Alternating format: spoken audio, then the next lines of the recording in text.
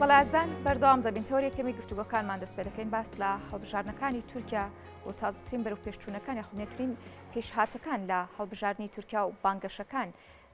بەکیۆ گەیشتەوە و هاوکات چارەنووسی ئەم هەڵبژاردنە لەسەر تورکیا چی دەبێت و کاریگەری ئەم هەڵبژاردن لەسەر ڕۆژئاوای کوردستان چی دەبێت بە شێوەیەکی گشتی ئەوانی کە تا ئێستا ئەو پارت و لیستانی کە خاڵی بەهێزیانی هەنگاوەکانیان بۆ برنەوەی پۆستی سەرۆک کۆمار لە تورکیا پێشبینی چی لێ دەکرێت تایبەت بەم بابەتە خەڵەف خەفور بەڕێوەبەری ئینستیتوتی نارین بۆ توێژینەوە و بڵاوکردنەوە ڕاستەوخۆ لە ستودیۆ بەیانی کورسات نیوزەوە میوانە کاک خەڵەف سپاس بۆ ئامادەبوونی بەڕێستان بەخێرهاتی بەڵێ دیارە بانگەشەکان بۆ هەڵبژاردننی تورکیا دەستیان پێکردو و بەشێک لە لیستەکانیش لێستا دەیانەوێت ناوی کاندیدی خۆیان هەبێت نوێترین پێشهاتەکان بۆ هەڵبژاردنەکانی تورکیا چیمان پێ دەڵێن پێشتر لە بەرنمێک لێرە بەشداریمان کرد باسمان لەوەی کە ڕۆژی هەڵبژاردن دیاری نەکرا بۆ هێشتا بەتەواوی بەڵام ئێستا کۆمەڵێکشت ڕوون بۆتەوە لەسەر هەڵبژاردننی تورکیا 4 هەڵبژاردنەکە ئەکرێ هاوپەیمانێت سەرەکیەکان با بڵێن دەرکەوتون کە بربژێری بەهێزیان هەیە و ئەجێندای سیاسی و ئابووری و هەتا فەرهەنگی جیاوازشیان هەیە و ئەم هاوپەیمانێتیانە گرە و لەسەر ئەوە ئەکەن کە ئەم هەڵبژاردنێکی چارە نووسازەوە بێت هەڵبژاردننی سەدە بۆ تورکیا لەبەر کۆمەڵی هۆکارێکی لەوانە کە تورکیا دوای یەک دومانی تر ئەچێتە ناو تەمەنی 100 ساڵی خۆیەوە سەدەیەک تەمەنی تورکیا تێ ئاپارێنرێت ڕەجەب تەیب ئەردۆغانەڵێ ئەم سەدەیە بێت سەدەی تورکیا بێ تورکیا بێتە هێزێکی گەورە لە ڕووی ئابووری لە ڕووی سیاسی لە ڕووی فەرهەنگی و لەسەر ئاستی با بڵێن ناوچەی هەرێمایەتیش کاریگەری و خۆیە بێەوە ژمارەیەکی سەنگینیش بێت لەسەر ئاستی نێودەوڵەتی لێرە ئەم هەڵبژاردنە گرنگ و چارەنووسازەکەی لە چیە لەوایە کە هاوپەیمانی میلەت کە بە مێزی شەش کورسیش بەناوبانگە بەڵام ڕەجەب تەیب ئەردۆغان پێی ئەڵێ نایەوە حەو کورسین چونکە هەدەپەش ناڕاستەوخۆ لەگەڵتانە لەسەر ئەوەیە کە سیستەمی سیاسی لە سەردەمی ڕەجەب تەیب ئەردۆغانە لە پەرلەمانی و گۆڕاوە بۆ سەرۆکایەتی یەکێک لە خاڵەکانی ڕێکەوتنی مێزی شەش کورسیە هاوپەیمانی میلەت ئەوەیە کە دوای ساڵێک سیستەم ڕاپرسی بکەن بۆ گۆڕینی دەستور و گەڕانەوەی سیستەم لە سەرۆکایەتیەوە بۆ پەرلەمانی ینی ڕیسەکەی ئەردۆغان بکەنەوە بەخوری و لە ساڵی دووەمشە هەڵبژاردن بکەن بۆ هەڵبژاردننی پەرلەمانی تورکیا و سەرۆکۆمار لە ئەوەوە هەڵبژێرن و یەکێک لەو شتانی تر ئەوەیە کە گرنگە با بڵێن لە هەڵبژاردنەکان ئەوەیە کە هاوپەیمانی میلەت ڕوئایەکی هەندێک نەرمتری هەیە بەرامبەر کورد و بینیمان کەمال کلیژدار ئۆغڵو سەرۆکی جەها پەسەردانی هەدەپەی کرد و جۆرێک لە تێگەشتنی ناڕەسمی و ناڕاستەخۆ لە نێوانیانە هەیە کە ئەمە وای کردو ئەردۆغان ئەمە وەکو کاردێک بکار بهێنرێت کە بڵێ هاوپەیمانی میلەت لەگەڵ تیرۆرستان کە هەڵبەت مەبەستی پارتی کرێکارانی کوردستان و هەدەپەشەکە با بڵێن ڕووی مەدەنی پاکەکەیە لە شار بۆیە ئەم خاڵانی کە ئێستا هەن لە نزیک بوونەوە لە هەڵبژاردنەکانی تورکیا هێشتا بەڕەسمی باڵێن بانگەشە دەستی پێ نەکردووە بەڵام هەم ئەردۆغان و هەم کەمال کلیژدار ئۆغڵو و هەم هەدەپەشکە لە ژێر ناوی پارتی سەوزی چەپ یەپەسە بەشداریەکەن چونکە مانگی چوار لە مانگە دادگایی دەستوری تورکیا بۆ هەڵسەنگاندنی مژاری داخستنی پەکەکە بڵێن ببوورە پارتی دیموکراتی گەلان هەدەپە کۆ ئەبێتەوە لەبەر ئەم ترسە هاوسەرۆکان و سەرکردایەتی هەدەپە بڕیاریاندا کە کاندیدەکانیان لە ڕێگەی یاپەسەوە پارتی سەوزی چەپ بەشداری بکەن ئێستا ئەوەی لە دیمەنەکە هەیەمسی هاوپەیمانێتی ڕکابەری زۆر گەورەکەن و هێزی کوردی هێزی یەکلاکەرەوەیە چونکە لە هەڵبژاردننی با بڵێن 2010 هەدەپە نزیکەی 9 میلیۆن دەنگی هێناوە کە ئەمە ژمارێکی زۆر گەورەیە بۆ یەکلایکردنەوەی هەڵبەتە ئەوەی کە سەرنجە هێزی کوردی یاخود هاوپەیمانی شەش کورسی بۆ ئەم هەڵبژاردنە تا چەندە چانسێکی باشیان هەیە ئەو تۆمەتانی لەلایەن ئەردۆغان و ئاراستەیان دەکرێت بە هەندێک پاسا و کە ڕەنگە بۆ بەشێکیان پاساوێکی زۆر لاواز بن کاریگەری لەسەر ئەنجامەکان یاخود بەدەستێنانی دەنگەکان بەجێ دەهێڵێت لێرە هاوپەیمانەتی با بڵێن مێزی شەش کورسی کە هەدەپەش وەکوتم ناڕاستەخۆ ئەکرێ بەشێک لە دەنگەکانی ئەگەر هەمووشی نەچێ بۆیان چێت لەگەڵ ڕەجەب تەیب ئەردۆغانە ڕوئیەی جیاوازیان هەیە بۆ پرۆسەی حکومڕانی و دوو ئیتیجاهی جیاوازن هەرچی ڕەجەب تەیب ئەردۆغان تەمن هاوپەیمانەتەکەی ڕەجەب تەیب ئەردۆغان هاوپەیمانەتی جمهور چوار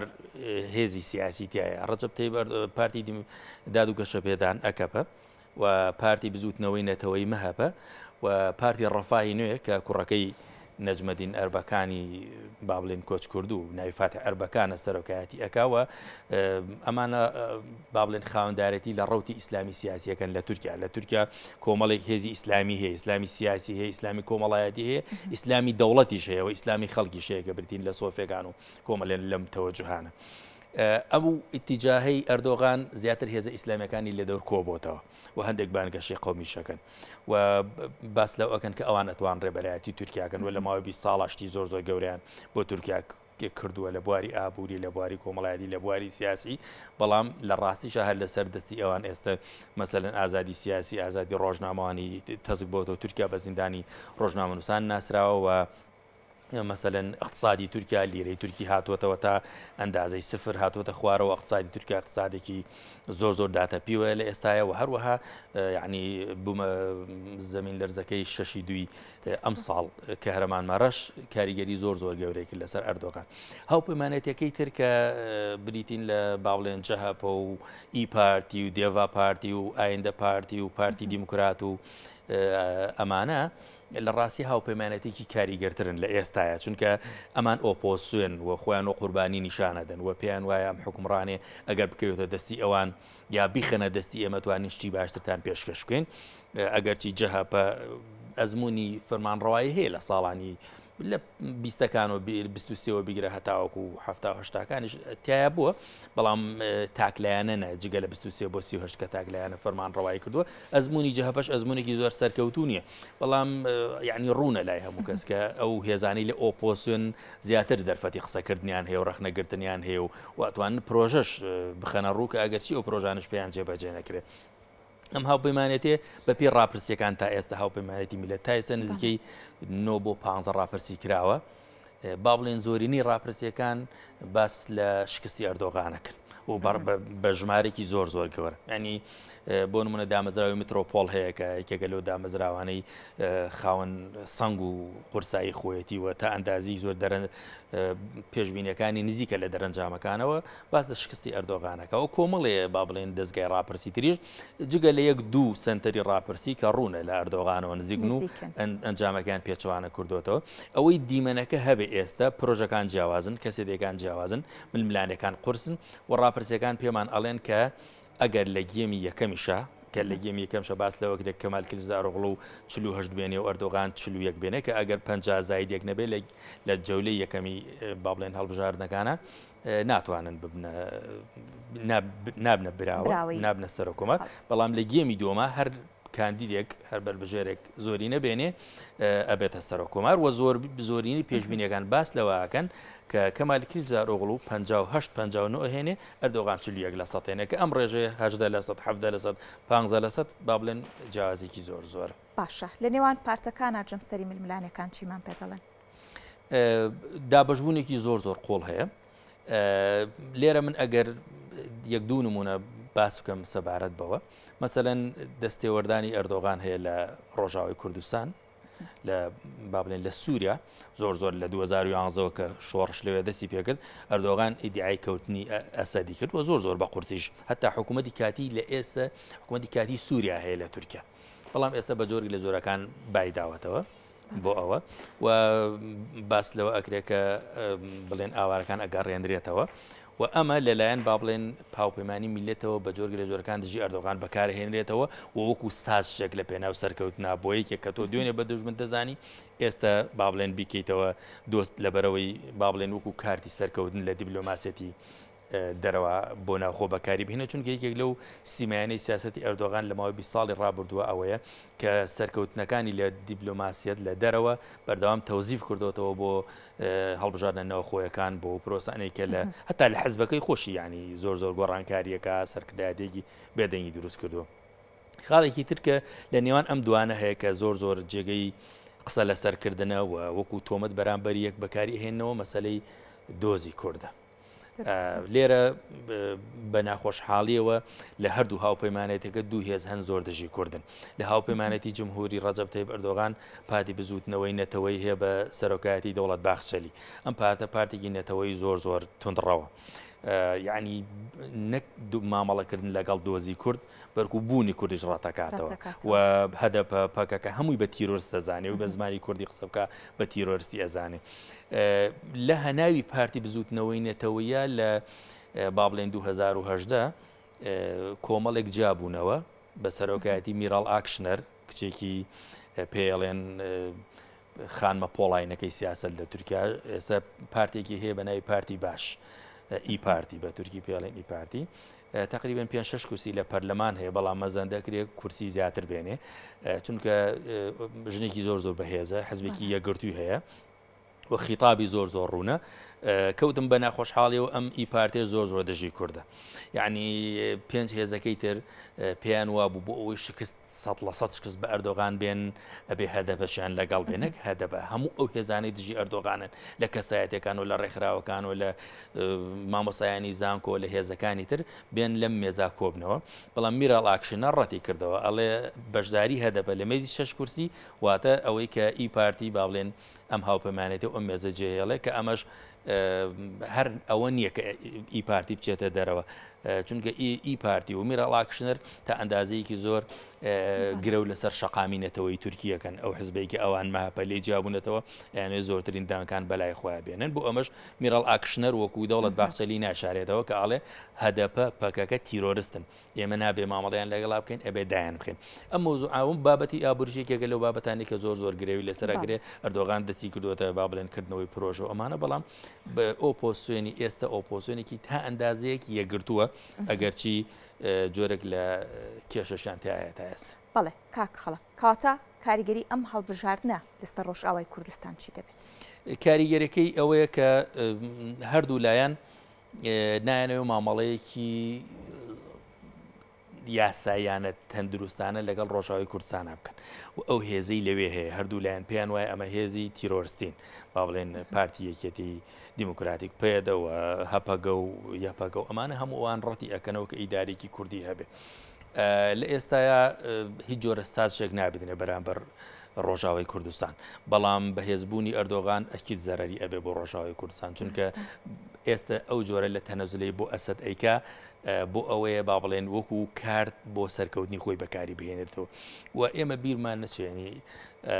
ئەردۆغان ڕێک بکەوێت لەگەڵ ئەسەدا هەردژی کوورد دەبێت چونکە گرە و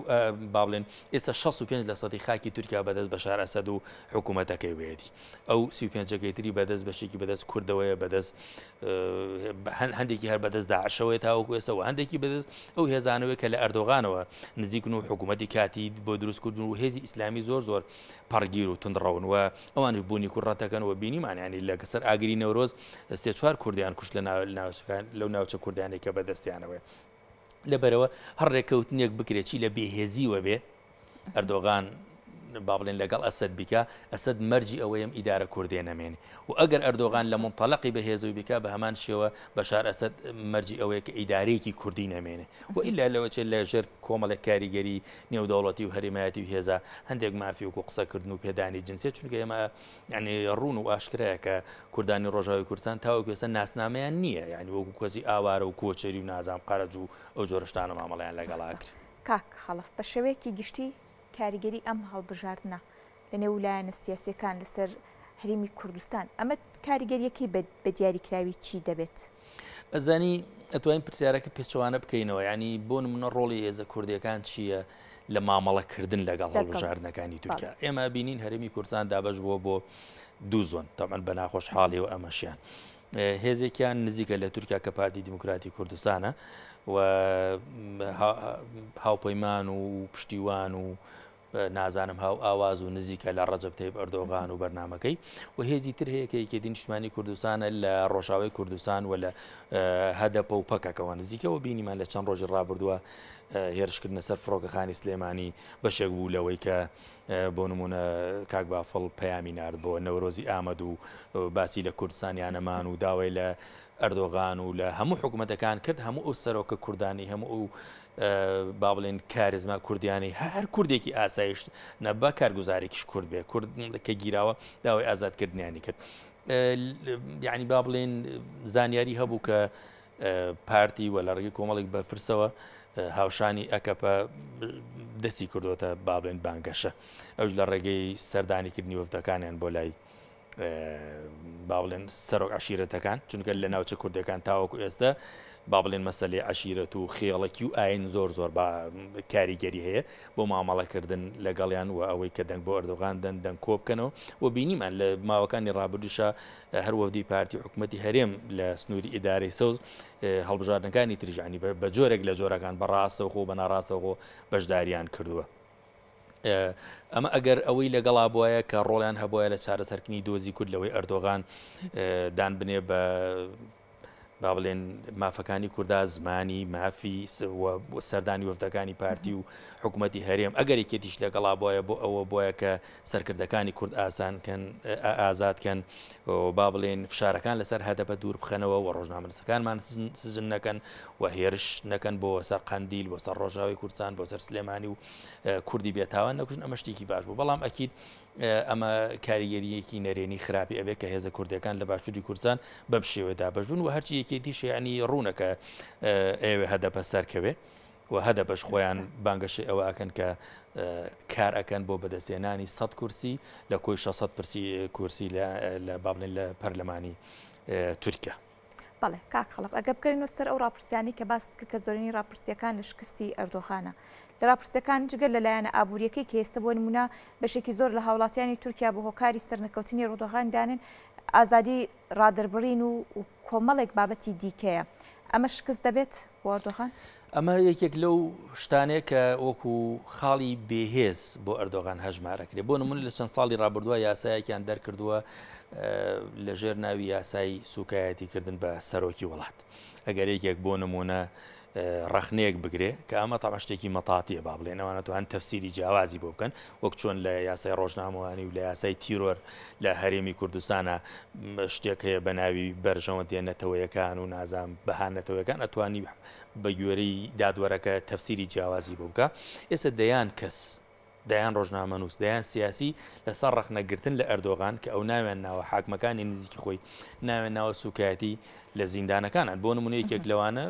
سەلاحەدین دەمیرتاشە کە بە ناوی سوکایەتیگرن بە سەر و کۆمار و بە ناوی نزیکی لە پەکەکە کە هێزێکی تیرۆرسیە و بە ناوی کۆمەڵک شت کە هەم دادگای دەستوری و هەم دادگاکانی تورکیا وایان کردووە کە ئازادی قسەکردن ئازادی سیاسی ئازادی با بڵێن ڕۆژنامەوانی ئازادی مامەڵەکردن لەگەڵ ئەو هێزانەی تر هەیە لە ناوخۆ لە دەرەوە و ئازادی ڕەخسانی دەرفەت بۆ ئەوەی کە تۆ چۆن برەوە بە خەباتی خۆت بدەیت بۆ بەدەستێنانی مافەکانت دەیان هەزار کەس بەتایبەت لە کادر و ئەندام و لایەنگرانی هەدەپەیسە لە زیندانەکانن و ئەم کەپتکردنی ئازادی وای کردووە کە تورکیا وەک پێشترش باسم کرد بە زیندانی ڕۆژنامەنووسان بناسری. بەڵێ سپاس بۆڕوونکردنەوەکان زۆر سپاس بۆەوە خەڵف خەفور بەڕێوەبەری ئینستیتوتی نارین بۆ توێژینەوە و بڵاوکردنەوە سپاس بۆڕوونکردنەوەکانی بەڕێستان.